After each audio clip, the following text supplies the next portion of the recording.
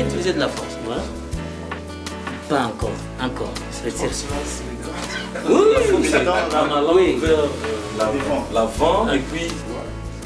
Ça c'est le mannequin. Normalement, l'université doit jouer un rôle dans la prise en charge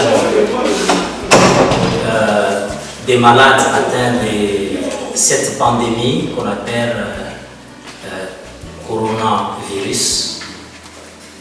Nous devons, au niveau de la ville, nous préparer pour la prise en charge de ces malades. C'est comme ça que les autorités académiques nous ont demandé de former les personnels et former les personnels sur un certain nombre de gestes qui sont salvateurs pour ces patients-là. Il faudra retenir que cette maladie qu'on appelle Covid-19, c'est une maladie qui évolue le plus souvent vers le décès par le fait d'une complication de cette maladie qu'on appelle un syndrome de détresse respiratoire aiguë et qui nécessite le plus souvent de mettre ces malades-là sous un respirateur mécanique.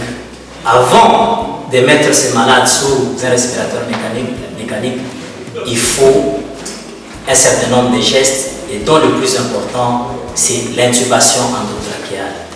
Et il n'y a qu'un secteur médical qui maîtrise très bien les gestes. Or, la pandémie, comme nous sommes en train de l'entendre, fait qu'il y ait beaucoup de victimes et que ça peut dépasser la capacité du nombre de personnes maîtrisant ces gestes-là. C'est comme ça qu'il nous est demandé de former le plus grand nombre de personnel médical pour maîtriser les gestes d'intubation de telle sorte que tout le monde peut être à mesure de pouvoir intuber. Ça s'appelle une intubation endotrachéale en vue de mettre les malades sous un respirateur mécanique qui est un traitement parmi tant d'autres de ces victimes de cette maladie. Ce sont des médecins en spécialisation qui sont aux cliniques universitaires, mais il faut le dire, même ceux-là qui ne sont pas en spécialisation, qui sont tous médecins, doivent maîtriser ces gestes. Comme j'ai dit, c'est un geste salvateur et c'est ainsi que tous les autres médecins qui se trouvent dans d'autres hôpitaux sont demandés de pouvoir organiser aussi cette même formation en vue de maîtriser ces gestes ici. Tu le regardes, très bien, regarde. Tu vois ça? Là, c'est la luette, non? La luette, hein? Quand tu mets les tubes entre la luette et le reste, tu vois? Tu vois? Oui, c'est ça.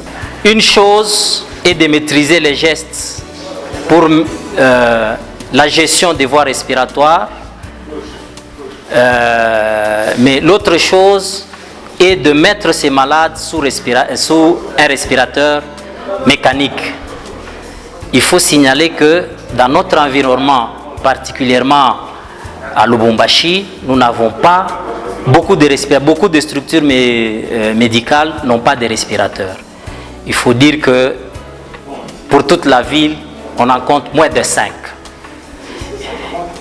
Aux cliniques universitaires, nous n'en avons pas et que c'est une occasion pour nous pour demander aux autorités académiques et aux autorités de notre structure médicale de pouvoir nous équiper en cet outil très important pour la prise en charge des malades qui sont en détresse respiratoire aiguë.